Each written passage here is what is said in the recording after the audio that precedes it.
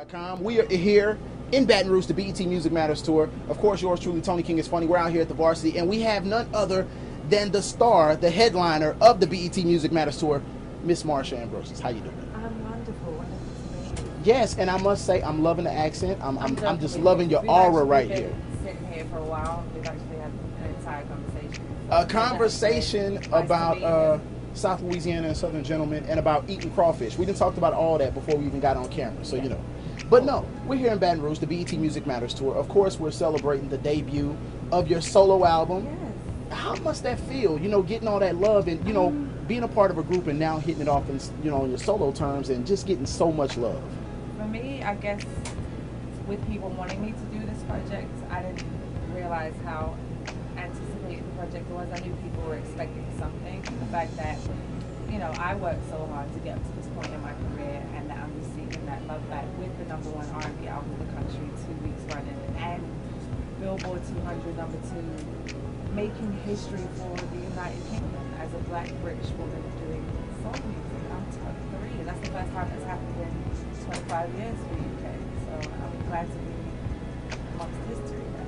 And that's real big, and I like the way you threw that, the #1 R&B album in the country. It is, and for me to be able to say that, I can actually get a plaque made of that, and it's actually there. These are things that you make up in your mind, like, hey, I'm gonna do an album, it's gonna go to #1, and everyone's gonna love it. I mean, prior to the album releasing, I streamed a lot, I was tweeting a lot, I was Facebook, everything like people. I'm gearing up to get my solo record versus everyone telling me what to do. And I put together a cohesive album that people play from beginning to end. Now I could tell people that that's what I was doing, but when they actually got the album, it's receiving the same love that I feel about it. So I'm glad that I love it and I can stand behind the work that is being said. Now, I'm going to tell you, for some time, and I must say, at least for myself, for the last year or so, it's been a lot of buzz. You know, they have the Marsha Ambrosius mixtapes, the sex tapes. Everybody searching around, you know, it's being, you know, produced everywhere and doing all of these certain things around. You know, what was your idea as far as, you know, producing those and putting those out and getting that buzz like that? What was that idea like to try and do something like that? For me, it was something for the fans, as, you know, like this here, album packaging, it takes time.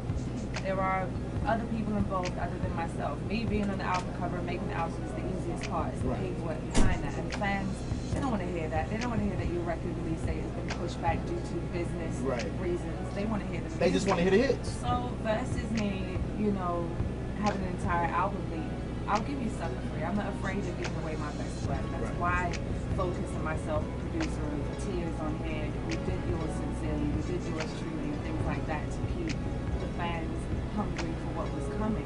Now, if I thought that those mixtapes and the sex tapes were going to surpass what was the album, I never would have put those out. So I was cool with, you know, giving the fans something to live with. Wet their palate. Yeah, so, and then the album comes. The #1 R&B album in the country. Talk about some of the songs on the album. I heard you explain, you know, when you debuted Far Away, the video on 106 in Park, and how there was a message behind it. I think that's part of the reason why so many people do respect you as an R&B artist and as an artist, because it's not just the cut out songs, it's actually emotional and you feel every single one of them. But I have to. If I didn't believe in what I was saying, then it wouldn't ring true and people wouldn't connect with it on a human level. Where I write records from personal experience, I do have, you know, friends, and I'll, you know, take concepts and situations that derive from what everyone else is going through. And I think that's why people connect with this album, because they see themselves. Even with Far Away, yes, that was my situation and my circumstance, but it touched many other people, as that's the situation going on for so many. And it wasn't that they were just identifying it with the bullying aspect or the suicidal aspect or it being just straight homophobia. It was about real people, losing real people versus anything else attached to that, and anyone can relate to that. So I'm thankful that I have the team around me that let me be myself, speak my mind. And we are glad that you have finally, you know, actually hit us with, you know, your album, which has been anticipated for so long. What's crazy for me is actually touching this album. Like, this is mine. I did this. I see you're holding it like it's your baby. It is, though. Right. Like, I'm looking at these titles, and I made these things. This album produces. My name is first. That's rare for an artist to do. First time around. Even though I've already, you know, written for so many other people, Right. featured on so many other projects. To get to do my own project my way, thank you, J Urban Group, my manager, Julius Urban, 11 years, and J Records for believing in me. Right. Like, you know, when you see people give speeches, and Right, they're right, crying right. in tears, and they're thanking the creative director. You're like, why don't they thank you? Because it matters and it all counts. This isn't just about me. This is the lighting guy. This is the photographer. This is whoever saw my hand making sense going up there holding Right. that particular purse. These are different Now- people that made this work. You know, Now- it's been some time, like we've already established that, you know, since the last time we saw you with Poetry. We already know that. And I must say, you have made a sort of a physical transformation. I have. I'm back to where I was when I played basketball prior to getting to the United States Right. and eating American-sized portions. I was always And- I was always an Yeah. athlete. And getting to Philly, image wasn't the primary factor of being successful in music for me. It was the music. So I think I got comfortable with that. I ate every Tuesday. Oh, that's like me Every right now, pizza. but I'm losing it though, and I'm trying to get my but you sex do it appeal for- on.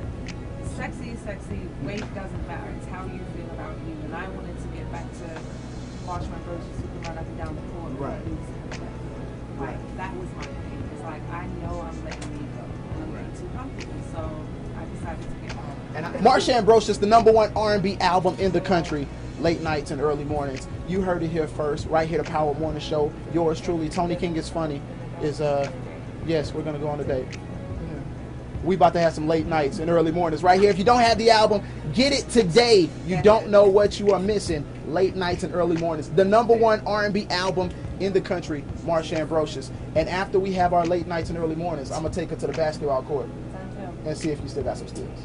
Still, I'm soft sensitive. Yeah, the BET Music Matters Tour is right here with the Power Power 94.9. We get it, the official BET Radio Network right here in Baton Rouge. Hey, this is Marsha Ambrosius, and when I'm in Baton Rouge, I listen to 94.9 and listen radio.com.